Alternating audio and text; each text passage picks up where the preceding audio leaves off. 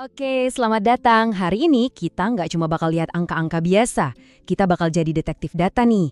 Kita akan membedah perburuan intensif di Sulawesi Barat buat melacak ribuan kasus tuberkulosis yang hilang. Dan petunjuk kita satu-satunya, ya data. Coba deh, bayangin tantangan segede ini.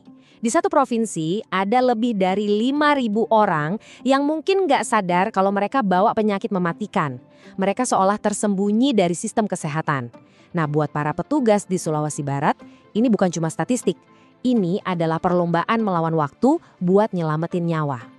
Oke, kita masuk ke bagian pertama, target versus realita. Biar kita semua paham seberapa besar tantangannya, kita perlu tahu dulu apa sih standar keberhasilannya.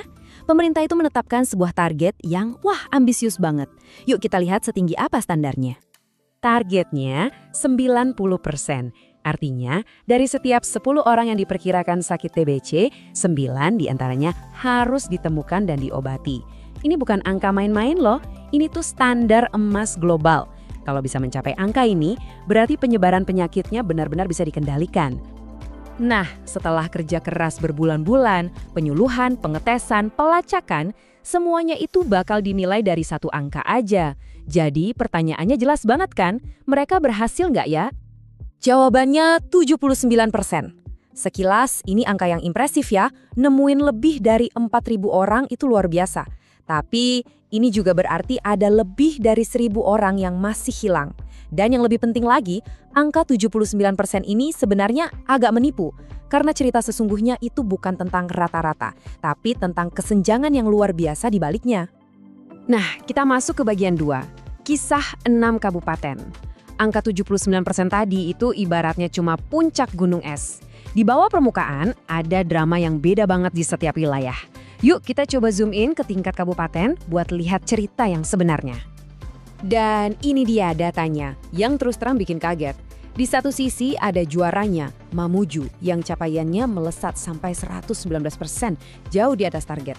Tapi di ujung spektrum yang lain, coba lihat Mamasa, yang berjuang di angka 38%. Ini bukan sekedar perbedaan, ini kayak dua dunia yang berbeda di dalam satu provinsi yang sama. Jadi intinya begini, kinerja di seluruh provinsi itu adalah sebuah kisah tentang dua hal yang ekstrim. Ada yang berhasilnya luar biasa, dan ada yang tertinggalnya jauh banget. Ini menunjukkan kalau nggak ada solusi tunggal yang bisa diterapkan di semua tempat. Coba deh lihat grafik ini. Jurang antara Mamuju di 119% sama Mamasa di 38% itu dalam banget. Ini bukan cuma soal perbedaan angka, ini adalah sinyal yang sangat jelas. Apa yang berhasil di Mamuju kemungkinan besar gagal total di Mamasa. Pertanyaannya jadi, kenapa? Oke, kita lanjut ke bagian 3, mengikuti jejak pasien. Data ini justru membuka lapisan misteri yang baru. Kita udah tahu siapa yang ditemukan dan di mana mereka secara geografis. Tapi pertanyaan berikutnya adalah bagaimana cara mereka ditemukan? Fasilitas kesehatan mana sih yang jadi ujung tombak perburuan ini? Jadi, ribuan pasien ini akhirnya terdiagnosis di mana sih? Apakah di rumah sakit besar di kota atau jangan-jangan di klinik-klinik kecil di desa? Nah, data berikutnya ini akan memberikan kita jawabannya. Dan ternyata jawabannya jelas banget. Puskesmas adalah pahlawan utamanya, menemukan hampir 57% dari semua kasus. Mereka benar-benar jadi garda terdepan. Rumah sakit menyusul dengan kontribusi yang juga besar, 42%. Ini menunjukkan betapa kuatnya sistem kesehatan masyarakat kita di tingkat akar rumput.